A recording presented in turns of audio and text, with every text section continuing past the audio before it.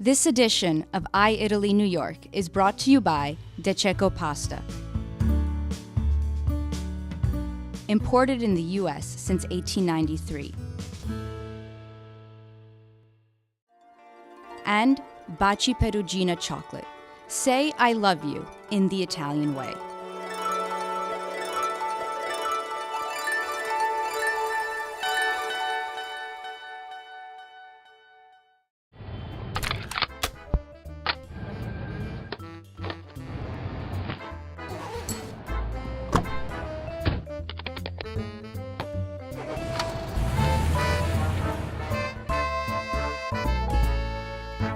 Meet Gaetano Pesce, architect and designer.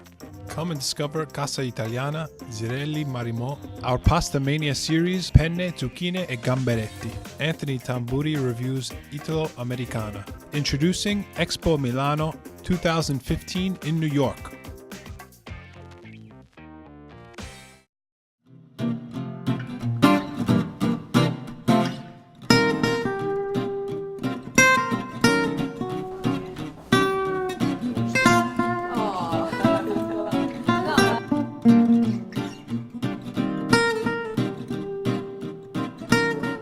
Finalmente il mio paese riconosce ufficialmente il mio lavoro con una grande esposizione a un museo romano che si chiama MAXXI e con una mostra retrospettiva, o come si può chiamarla, nell'esterno del museo, nella piazza, e la gente potrà entrare in questa grande costruzione e lì trovarsi di fronte a delle sbarre quando entrano, e al di là delle sbarre ci saranno dei video a immagine fissa. Ogni video, circa 40-45, portano una domanda, tipo: in quale paese le donne non possono guidare la macchina da sole?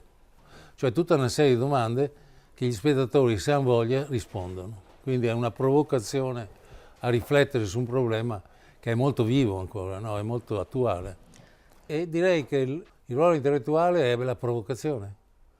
Se un intellettuale si trova con della gente, adesso non parlo di intellettuale come persona superiore, parlo di intellettuale come uno che pensa, e si trova in un cerchio di persone che dicono che tutto è rosso, quello deve dire no, non è rosso, è nero, per provocare gli altri a pensare. L'Italia in croce. C'è una risposta a tutto quello che succede nell'Italia pubblica, dove lentamente, non si sa per quale ragione, i nostri amministratori sono diventati degli invidiosi, al di là dei segni, e alla fine non si fa niente. E quindi l'Italia soffre. Ci sono stati dei momenti della politica che cercavano di convincerci che siamo tutti uguali, e sarebbe stato un disastro, perché nel momento in cui siamo uguali non abbiamo nient'altro da dirci. Nel momento in cui siamo diversi abbiamo voglia di comunicare, ed è giusto farlo. Quindi questo è il senso del titolo della mostra. E allora, il titolo della mostra sarà il tempo della diversità, perché io sono convinto, non sono io, siamo tutti convinti che il tempo è sempre diverso. Domani a quest'ora questo orologio mi dice che il tempo è lo stesso, ma in realtà sono 24 ore dopo, e quindi il tempo cambia costantemente. I paesi invecchiano come invecchiano le persone, e direi che il modo per ringiovanire il mondo è passare la mano, passare la staffetta al mondo femminile, direi, le quali persone sono state educate al privato e non al pubblico, come in genere sono abituati a essere educati gli uomini. E se si guarda un po' in giro per il mondo, si vede che certi paesi amministrati dalle donne, dove le donne sono primo ministro, funzionano molto bene. Sono molto più dedicate, committed, come si dice, impegnate, e hanno una natura molto vicina al senso del nostro tempo. Il nostro tempo è un tempo liquido che si muove costantemente attraverso i segni anche opposti, contraddittori, e la donna stranamente, secondo i momenti della giornata, cambia, ha diverse personalità. Personalità della donna con i bambini, della donna con l'uomo che la ama, la donna che è amante, la donna che lavora, cioè secondo i momenti, ed è multidisciplinare. E quindi l'elasticità della mente della donna va molto vicino a quello che è l'elasticità del nostro tempo.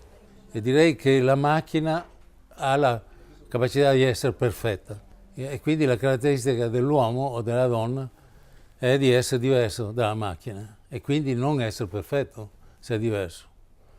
E quindi l'errore secondo me è caratteristica di esseri umani e quindi è una qualità. E quando dicono no, che l'errore è malefico e diabolico, io invece penso che non sia per niente diabolico. Quello che è diabolico è ripetere gli errori, che l'oggetto difettoso è portatore della miglior qualità dell'uomo, che è quella di essere incapace di fare le cose perfette. Anche le resine, che sono relativamente povere, possono essere materia di decorazione. Questi gioielli sono, come dire, una specie di richiamo alla modernità, al contemporaneo. Non sono gioielli che guardano al passato. Ecco. Che rapporto ha lei con la città di New York, ma con la città in genere, col vivere in città? Beh, sinceramente non potrei vivere non in città. Beh, New York è una scelta perché New York è una città di servizi. Qualsiasi cosa si ha bisogno, si ha in fretta, senza problemi. C'è ancora gente che ha bisogno di lavorare. Invece di Sunset in New York, cosa mi racconti? Che è quello lì, quando ero qua a New York molti anni fa, c'era meno energia nell'aria, ecco. E io ho pensato che questo è il momento che la capitale decade, è in declino. E quindi ho pensato di fare questo Sunset a New York, che sarebbe un po' Sunset di New York. E in realtà no, resta la capitale New York, del mondo. E bisogna scoprire. Per esempio l'inglese deve andare a vivere in Italia, giovane. Poi l'italiano deve andare a vivere in Svizzera, probabilmente, no? O qua. Quello che è qua deve andare in Australia, quello che è in Australia va in Giappone. Cioè questa è la funzione di essere giovani, scoprire il mondo. Poi ci si ferma nel posto dove abbiamo più affinità oppure abbiamo più funzioni di fare, di realizzarci e realizzare qualcosa per gli altri.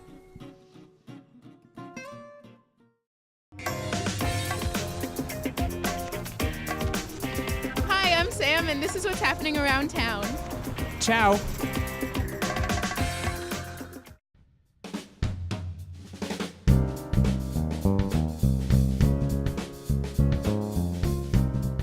When Baroness Zerilli in 1988 bought this building to donate it to New York University so it could become Casa Italiana Zerilli-Marimò, she had two main ideas in mind.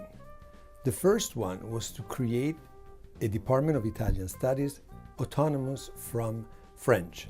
And the second purpose was to have a welcoming, elegant environment that could help in promote Italian culture in New York City.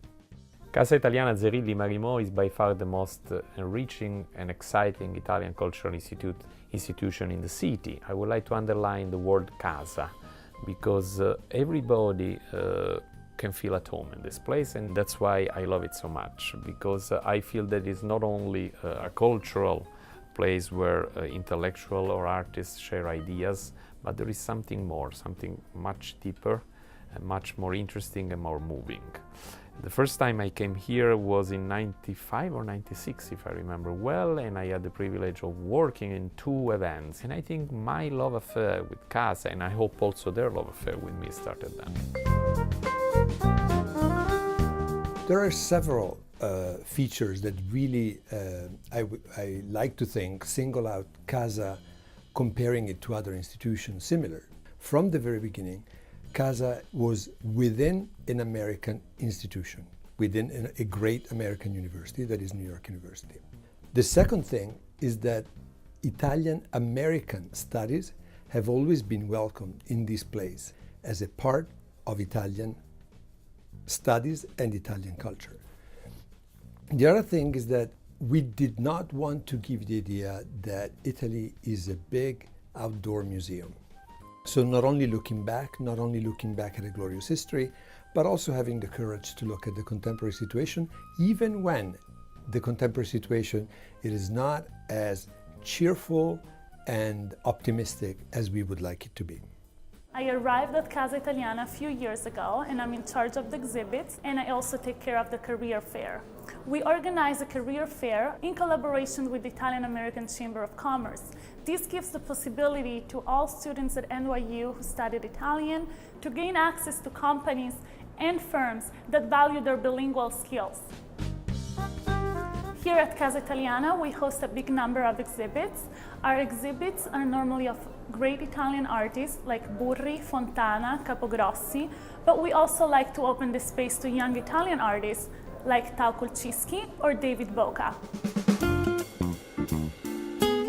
The mission of Casa Italiana basically remains the same, but we want Casa to progress with the world, at the speed of the world. That is why we made a few years ago a very deliberate decision to invest a lot of energy and also funding in our multimedia archive. Since 2009, I have been program coordinator here at Casa Italiana, and we have been working on a daily basis to bring more and more of the activities we do here on the web. The website is constantly being upgraded, and many of our events today are also streamed live on the internet. This way we can interact in real time with our audience. Every day is unique. One day we may be presenting a brand new film and receiving the film at the last minute. Another day we might simply have a presenter with a microphone. This makes it a challenge also for me, and this is what I like the most about my job here at Casa Italiana. We are very well known for our events, and of course this remains the major part of our work. We have more than 100 events per year, but very few people know that the Casa is really an operation that is alive and lively basically all day long.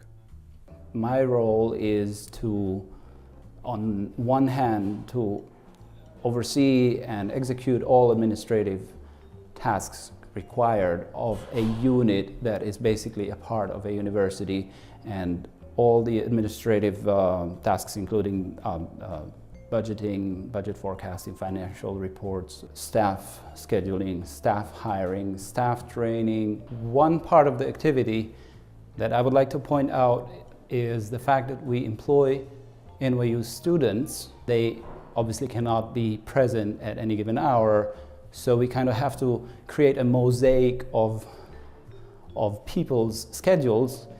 Everything is really basically dependent on this group of young people. In the morning here we have the upper division courses offered by the Department of Italian Studies. In the afternoon we have the graduate courses for the master and PhD students. And then we have the life of other components of the Casa. A theater company in residence, KIT, Kairos Italy Theater, and an opera company residence, Underworld Productions. And in exchange for this hospitality that we give them, they prepare site-specific performances for us and are also available to assist us when we need a singer or an actor for one of our events. I know Casa Italiana, Zerilli-Marimò at NYU since 1997. Meaning that I came here, I don't remember when and how, but I remember that we did a first show and it was a success. I am also lucky enough to be part of Casa Italiana with my theater company. One of the things we do, and you see the actors behind me, we do performances with the young division of my company. And everything we do here is sharing with the audience our love for our culture, and that is the beauty. Besides, I have to say that Stefano Albertini and the Baroness Mariuccia Zerilli-Marimò are very special people. In the past 2 years, we've also had the fortune of having, thanks to the entrepreneurial spirit of some of our friends at the Casa, 2 groups, a book club and the film club.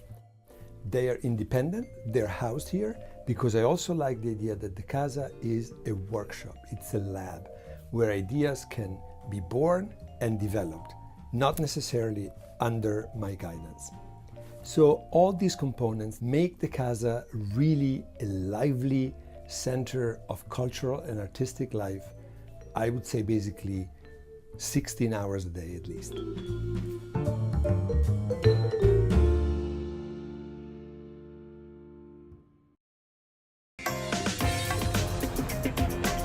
My name is Daquan, and here's today's Italian food.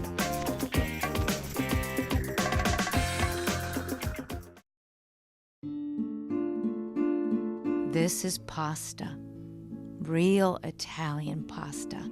Pasta is serious business.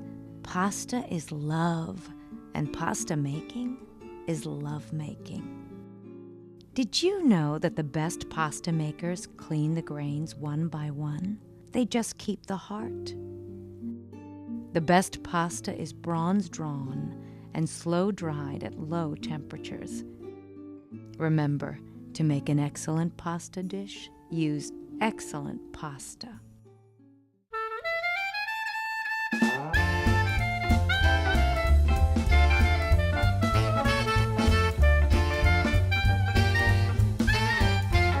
Today's recipe is penne, zucchine e gamberetti. In Italy, gamberetti e zucchine is one of the best-known mari e monti dishes. That's Italian for surf and turf. Gamberetti cover the sea, and zucchini come from the soil. This southern Italian dish is very popular in the area, stretching from Naples to the coasts of Sorrento and Amalfi. Ingredients. First, you'll need 24 ounces of penne, 2 medium-sized zucchini, 1 pound of shrimp, cleaned, 4 tablespoons of extra virgin olive oil, a half a cup of white wine, 1 clove of garlic, freshly chopped parsley as desired. Now that we're ready, let's see how Chef Luca Stefani does it. Preparation. Cut zucchini lengthwise and discard white center. Then cut into julienne strips. Add extra virgin olive oil to a pan. Then add garlic. 1 clove will be enough. Cook at medium heat for about 1 minute. Add your zucchini strips and stir.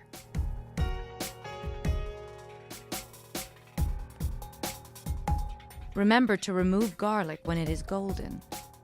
Cook for about 10 minutes. Add shrimp and cook for another 5 minutes. You want to stir the shrimp carefully so it cooks on all sides. Add half a cup of white wine and let it cook at low heat for about 5 minutes until wine evaporates.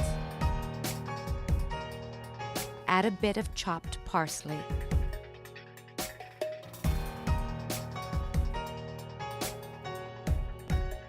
When the water comes to a boil, add coarse salt and toss in the penne, stirring occasionally so that it doesn't stick.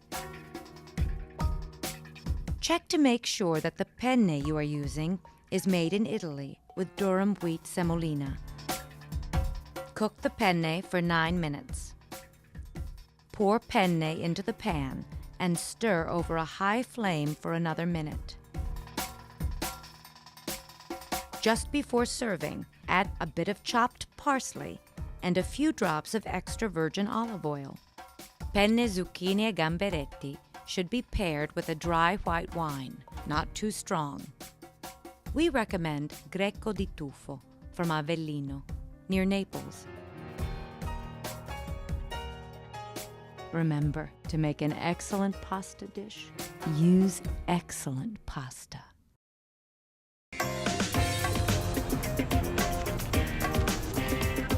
We reviewed this book.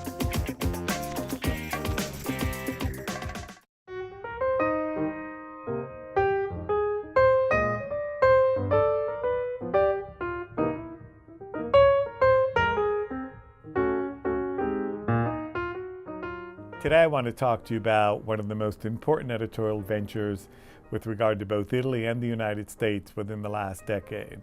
I'm talking about the English translation of Francesco Durante's 2005 anthology entitled Italo-Americana. That anthology gathered and thus documented a history of Italian writing within the United States. A canon, we can say, that the Italian literary establishment, for reasons unbeknownst to most of us, has never decided to explore. In 2005, Francesco Durante brought that canon to the attention of the Italian-speaking public. What Fordham University Press has done under the general editorship of Robert Viscusi has put together an English edition of that anthology. So now we have the American version in English so that those who are interested in the Italian literary canon can also see that this canon extended to the United States and that it did as early as 1885. And so I recommend to you this most important, and as I said before, historical anthology, now available to you in English, entitled Italo-Americana. And as you can see, it has a wonderful cover that is very symbolic of what is between both the front and the back cover. And so in the spirit of this book, I say to you, buona lettura and happy reading.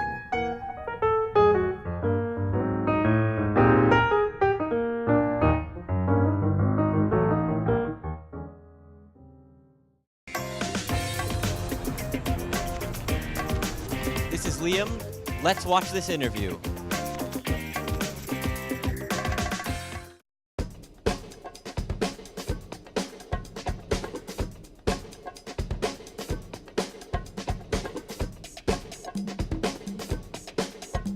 It's going to be the universal exposition whereby 147 countries will be participating and showcasing the best around nutrition, food, and culture around nutrition and food. It's an occasion whereby visitors will have the unique opportunity to experience the world in a place, talking about the theme and understanding, both on the noble side, what are the challenges for the future in terms of availability of food, safety, education, sustainability, but at the same time having fun, getting access to food offers from wherever the world. There are 60 countries that will build their own pavilion. Of course, one of those 60 will be Italy. We are the hosting countries, and that will be by far the largest one. That is going to be a surface of about 150,000 square feet, huge one. It's been a representation of the most important relevant architects that contributed in defining the representation of this kind of a big nest that is an idea of gathering and putting people together at the same time, but be the place where to propose food as a nest normally is. The site is organized on the typical plant of an ancient Roman city. So we have the Cumanus, that is actually about 1.5 miles long, which is crossed by Cardo. Cardo is the place where Italy will be, not only the pavilion, but also the participations of the various regions, the 20 regions of Italy. Le piccole e medie imprese italiane hanno una grande opportunità per l'Expo, perché rappresentare il mondo dà l'occasione di avere un'esposizione di se stessi, non soltanto una platea enorme come saranno i 20 milioni di visitatori che ci aspettiamo, ma anche di essere molto internazionale. L'internazionalizzazione dell'Expo è uno dei challenge per l'ente organizzatore che io rappresento per fare in modo di assicurare una massima audience. Una parte importante dei costi di funzionamento dell'Expo dipendeva dalla capacità di attrarre investimenti da parte del settore privato. Noi ad oggi abbiamo raccolto più di 350 milioni di euro di contribuzione dalle imprese grandi ma anche quelle medio-piccole che hanno saputo credere e investire sull'iniziativa dell'Expo e quindi da lì partire come una piattaforma che abbia una legacy non soltanto per il 2015 ma anche per gli anni a venire. Il padiglione americano quest'anno ha dichiarato il 27 di marzo, il Presidente Obama a Roma ha dato formale adesione degli Stati Uniti al nostro Expo ed è un record. Normalmente non c'è una cultura di partecipazione alle grandi fiere mondiali da parte degli Stati Uniti, normalmente è stata una partecipazione sempre spinta, sempre molto voluta dai governi. Qua è stata spontanea e questo dà un esempio di come, per quanto sia difficile ingaggiare anche il mercato americano su determinati angoli come può essere quello enogastronomico, enogastronomico italiano, di fatto c'è stata una genesi naturale. Il lifestyle italiano legato intorno al cibo è la reason why per venire in una situazione in cui non c'è altro posto al mondo in cui la culla del sapere italiano, anche dal punto di vista enogastronomico, sarà mai replicabile da nessuno al mondo. Expo avrà veramente successo se noi saremo in grado di poter comunicare con sufficiente efficacia che cosa è dentro. La ricchezza di quello che si può vedere e l'esperienza e la soddisfazione che ogni segmento di visitatore potrà avere sarà straordinario. Sta a noi fare in modo di raccontarlo prima e di non vivere poi con il rammarico di aver fatto una cosa splendida e di non aver avuto tutti i visitatori che avremmo voluto. On the 1st of May to the 31st of October 2015, savor thousands of years of refinement and history at one of Europe's brightest shining stars. Come and visit Milano. Come to engage and change the way we view and live life. Expo Milano 2015. Feeding the planet. Energy for life. This edition of i-Italy TV was brought to you by VITA Extra Virgin Olive Oil,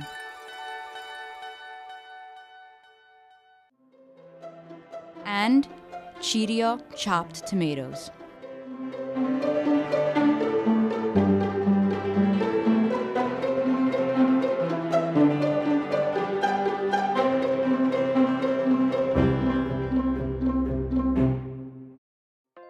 Next week on i-Italy TV, Stefano Albertini in conversation with Walter Veltroni, the Young Italian Filmmakers Award at the New York Film Academy. Our Pasta Mania series, Rigatoni, Zucca e Salsiccia, a book review from Professor Fred Gardafè.